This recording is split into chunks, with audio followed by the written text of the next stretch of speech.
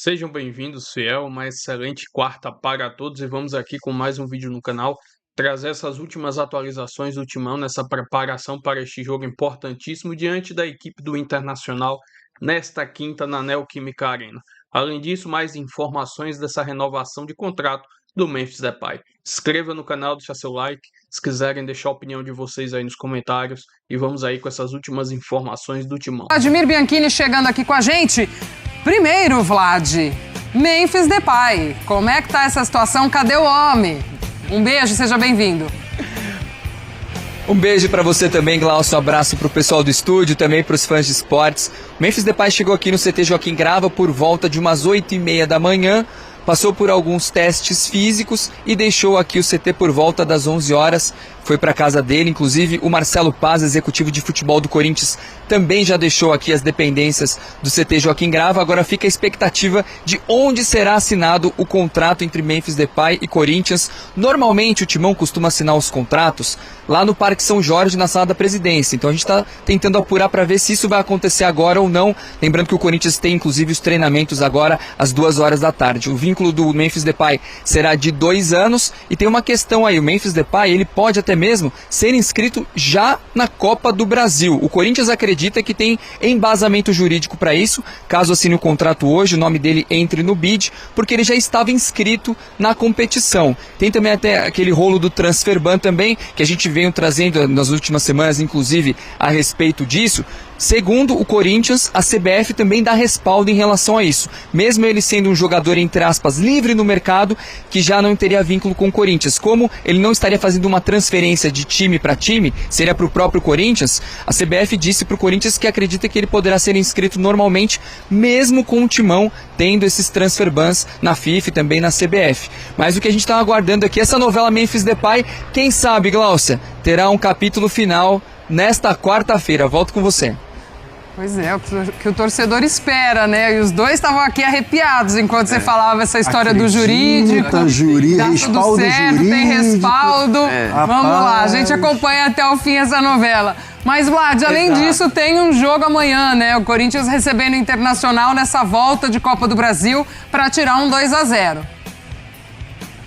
Exatamente, uma desvantagem muito grande no placar, o Corinthians, que tem alguns problemas, principalmente na questão do ataque. São 4 desfalques para esse jogo contra o Internacional. O Yuri Alberto, que é titular absoluto da equipe, tem um problema na coxa, deve demorar alguns dias para retornar, talvez até mesmo volte só na Libertadores da América. O Labiade, que está com problema no joelho, deve retornar apenas na próxima temporada, além do Kaique e do Vitinho. Teria um 5º desfalque, que é o jogador Dieguinho, que foi convocado pela seleção sub-20 brasileira para alguns amistosos, mas o Corinthians vetou essa saída justamente por ter vários jogadores assim que não estão disponíveis. A principal dúvida no ataque é quem vai ficar com a vaga do Yuri Alberto. Jesse Lingard, Pedro Raul ou Guinegão. A tendência no momento é que o Lingard seja titular, mas o Corinthians vai ter mais um treinamento agora no período da tarde, que começa inclusive daqui a pouquinho, às 14 horas, e o técnico Fernando Diniz deve preparar a equipe titular para jogar contra o Internacional. Lembrando que o Corinthians vem numa fase um pouco mais complicada e o ataque não tem funcionado tão bem, então ele vai ter que arrumar toda essa questão aí antes dessa partida que vale uma vaga na Copa do Brasil. Volto com você, Glaucio. Eu vou ler umas mensagens de corintianos aqui, tá? O Joana Moisés de Riacho de Santana, Rio Grande do Norte. Parabéns pelo trabalho, adoro, assisto todo dia. Obrigada, meu amigo. Vai, Corinthians! Em breve tem virada em cima do Inter. Será, meu amigo? O Inter abriu um 2-0 jogando no Beira-Rio, vai ser difícil pro Corinthians. E o Hilário Dias Pinto pergunta o seguinte: Jô, o que não quer calar? Memphis, já tá pronto pra jogar ou não? Vou repassar a sua pergunta para quem está super bem posicionado nesse momento. Estou falando de Matheus Ribeiro, que tá lá, ó, fazendo plantão, cabaninha na porta do CT Joaquim Grava e traz mais informações do Memphis Depay, dessa renovação que ainda não foi assinada, meu amigo. Bem-vindo ao Taon. Então, como é que tá a programação de hoje pro Memphis? Que ontem ele passou 3 horas no hospital, não é isso? O que ele vai fazer hoje? O que falta para essa assinatura de contrato? É isso, Joana. A gente tá de tocaia por aqui no CT nos últimos dias, né? Um abraço pra você e pra quem nos acompanha no Taon também. Qual que é a programação de hoje? O Memphis já apareceu aqui no CT, ele veio por volta de 8h30 da manhã, realizou exames junto ao departamento médico do Corinthians, lembrando que ontem, inclusive, ele já havia realizado exames também lá no Sírio-Libanês, que inclusive, pelo que eu apurei agora há pouco, foram exames bem sucedidos. Depois de aparecer aqui no CT mais cedo, ele foi rumo ao hotel onde ele se hospeda nesse momento. E aí, no intervalo de alguns minutos, o Marcelo Paes, que é o executivo de futebol do Corinthians, saiu aqui do CT rumo a esse encontro com o Memphis, o staff dele e também com o Osmar Stable, presidente do clube, a fim de uma reunião para, de fato, bater o martelo, para ajustar os últimos detalhes e aí ver se todos chegam a um consenso final para ver se Memphis renova ou não. Renovando, seria aquele esquema de 2 anos de vínculo com o clube, tendo aquela dívida de pouco mais de 40 milhões sendo diluída ao longo desse período. E aí, dando tudo certo, Memphis ainda hoje voltaria ao CT à tarde para fazer um treino aqui junto aos demais companheiros, mas muito dificilmente, assim, não teria condições de atuar amanhã contra o Internacional, já que o Corinthians segue na preparação porque precisa reverter a desvantagem de 2-0 num momento em que o time tem uma deficiência no ataque, né? O Corinthians tem o segundo pior ataque do Campeonato Brasileiro, são 22 gols em 21 jogos, então é uma deficiência que o Diniz, desde antes da pausa pela Copa, já vinha falando, tanto é que o Gato Mestre soltou um levantamento recentemente em que afirma que o Corinthians precisa de pelo menos 11 chutes ao gol para marcar pelo menos uma vez, algo que é preocupante para um time que precisa amanhã marcar pelo menos 3 gols de diferença para conseguir essa vantagem e avançar à próxima fase da Copa do Brasil. Então essa semana o trabalho foi muito em cima disso, desse ataque, dessa eficiência, até porque o Corinthians não conta com o Memphis, não conta com o Yuri Alberto, que segue machucado, Labiade, que vinha ganhando minutagem, vinha fazendo gols importantes antes mesmo da pausa pela Copa, também machucado, então tem à disposição Guinegão, Pedro Raul, o Caio, que vem ganhando confiança, mas é algo que o Diniz vem trabalhando ao longo desses dias a fim de reverter essa desvantagem, enquanto a novela Memphis segue dando o que falar. Mas hoje, ao que tudo indica, a gente tem esse último episódio que realmente está atraindo todo mundo, né? Diria que tá quase uma Avenida Brasil da Globo também, viu, Joana? Um abraço para você. Ah, tá mesmo, amigo. Mas hoje acho que acaba essa novela, né? Pelo menos esperamos assim. Você tá aí. Qualquer coisa, você pula aí na tela e entra a qualquer momento com as informações. Você tem... Vem ou não vem? O que falta? Eu li na coluna do Samir que ele tirou 90% das cláusulas abusivas do outro contrato. Sobraram 10, é ótimo. Que eu não sei quais são. Mas e aí? Vai ou não vai? Ele ontem fez uma bateria de exames aqui num hospital em São Paulo. Aqueles exames mais específicos, né? Porque o clube não precisa ter alguns dos aparelhos no seu CT, então quando tem uma coisa muito específica, você manda fora. E aí, hoje de manhã, foi ao CT do Corinthians pela primeira vez depois da Copa do Mundo para complementar esses exames lá na parte da manhã. Saiu do CT agora há pouco, o Marcelo Paes também saiu. A informação que eu obtive é que o Marcelo iria para um almoço.